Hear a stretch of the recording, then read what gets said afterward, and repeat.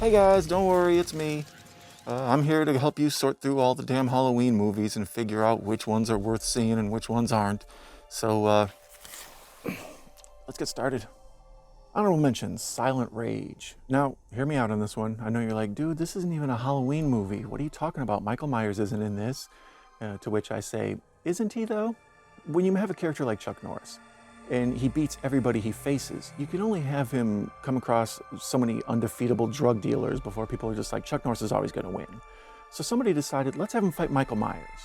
Well, obviously the people who own Halloween aren't going to let Michael Myers get his ass kicked by Chuck Norris. So, Michael Myers would stab him right in the mustache. It'd be a joke of a fight. Instead, they just stole all the ideas from Michael Myers, and then they sprinkled in a little bit of a Dr. Frankenstein thing. But other than that, yeah, let's not kid ourselves. This is straight up, Michael Myers versus Chuck Norris. Number 5, Rob Zombie's Halloween. As far as the usual Halloween Michael Myers, Mustafa Akkad film series goes, this is the dirty public bathroom of Halloween movies. But if you look at this in the Rob Zombie universe way, like the Captain Spaulding, House of a Thousand Corpses, 31, Lords of Salem kind of way, right? And then you pretend in that Grand Theft Auto universe that young Michael Myers lives and is growing up and then grows to, be a killer and do what he does. Then that's kind of cool. Like, the way there are many Batman and Superman and Flashes and they all live in this multiverse.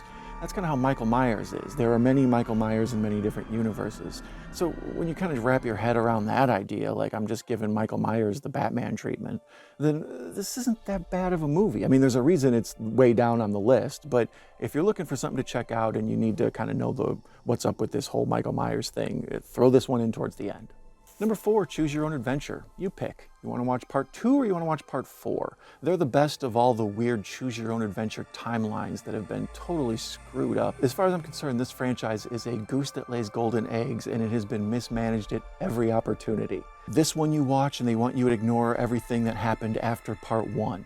This one you watch and they want you to ignore that part 2 happened. All of them want you to pretend that part 3 never happened. But then in 4, 5, and 6, it was going to be the handoff where it was no longer Michael Myers, it was going to be the little girl with that image of the child in the clown suit was going to be the Michael Myers they wanted to focus on. It wants you to pretend that Jamie Lee Curtis didn't die because she died in between 2 and 4.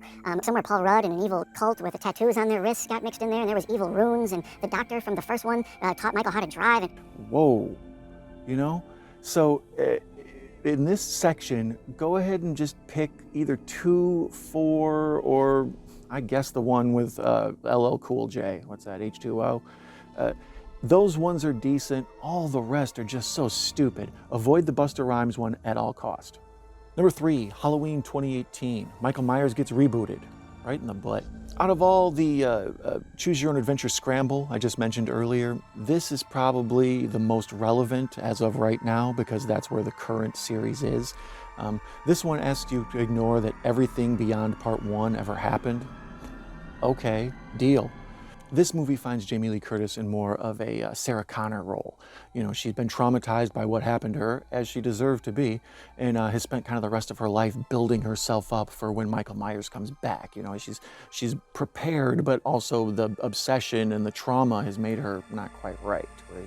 It's an interesting, there's more to her character now, and it's more flavorful, but it's still just one of many timelines to choose if you want to follow the Michael Myers adventure. So not that important, but at least interesting. Number 2, Halloween 3, Season of the Witch. Yeah, I said it. This movie got dumped on so bad because, like I said, the people who own Michael Myers and the Halloween franchise mismanaged it so terribly that they decided to release 2 movies with Michael Myers and then had the bright idea that this should be a once-in-a-year type story. So each year we'll put out a new movie based on Halloween that's scary, and then we'll have Halloween locked up as a holiday for a movie for the next however long, right? It's a brilliant idea. The problem is when you do it as part 3, psychologically your brain's like, well, things work in trilogies, you set up a joke, you reinforce the joke, and you tell the joke. So when you have part 1, part 2, and then part 3 is out in left field, people are triply mad. So this movie just took the brunt of everyone's frustration with how the franchise was mismanaged. It has nothing to do with Michael Myers. It takes place on Halloween. This is strangely more of like a James Bond type movie where a villain is going to take over the world and some guy has to stop him, and children are having their heads turned into bugs, and there's a lot of cool stuff here, and it's a great Halloween movie. The problem is it's a bad Halloween movie. Number 1, Halloween, the original. The John Carpenter classic is so good. It's been ripped off 1,000 times since then. Michael Myers is the boogeyman of the suburbs. You can look deep and talk about white flight, or you can look childish and talk about what happens inside your closet when you're trying to go to sleep. This monster is the template for monsters that have come up till now and will come way into the future. It's a classic for a reason. Okay, so there you go. There's the 5 best plus an honorable mention movies in the Halloween franchise you need to check out. You enjoy your trick-or-treating and you have yourself a shot 6 times kind of day.